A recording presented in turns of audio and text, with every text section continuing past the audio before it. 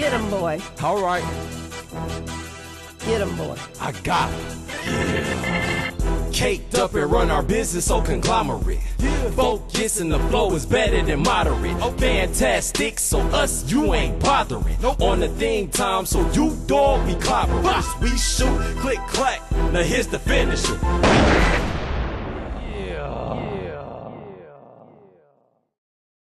I received a call from a person that asked me, did I know whose phone this is?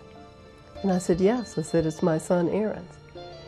And he told me, he said, well, there's been a very bad car accident and it doesn't look good. I went airborne off the overpass and back down to the freeway. It was a guy and he heard the explosion. He sees the car smashed up against the center median of the freeway, came to the car and he started prying open the passenger side of the car, pulling my friend out of the car. They didn't see me. The car exploded, I believe it was twice while I was still inside. When it exploded, they seen the back of my head in the car, and the guy said, someone else is still inside. When I arrived there, and all I could say was, oh my God. And I walked up to the officer, and I told him who I was. I took out my ID, and he in turn gave me a wallet and a cell phone, and he told me where my son had been taken. The doctors told me that if my son Aaron comes out of the coma, that he would have permanent brain damage. I know what God can do.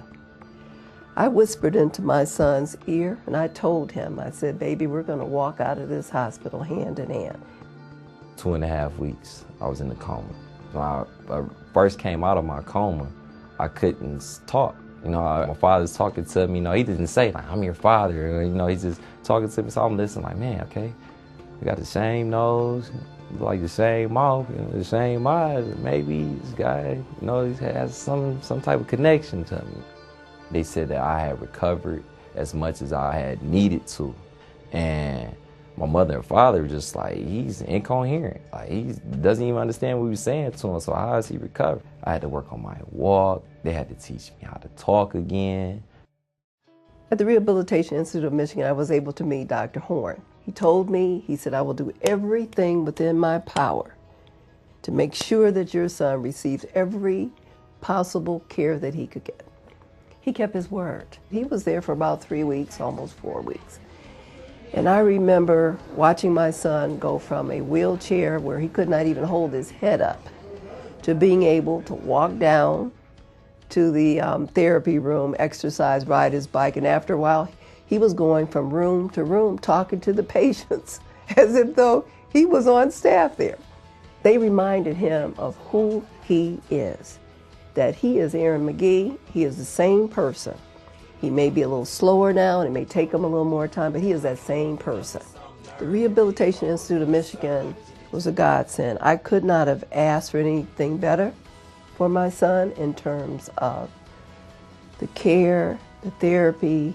I feel as if God couldn't offer me a better handset of people, as far as in the people in the Rehabilitation Institute of Michigan.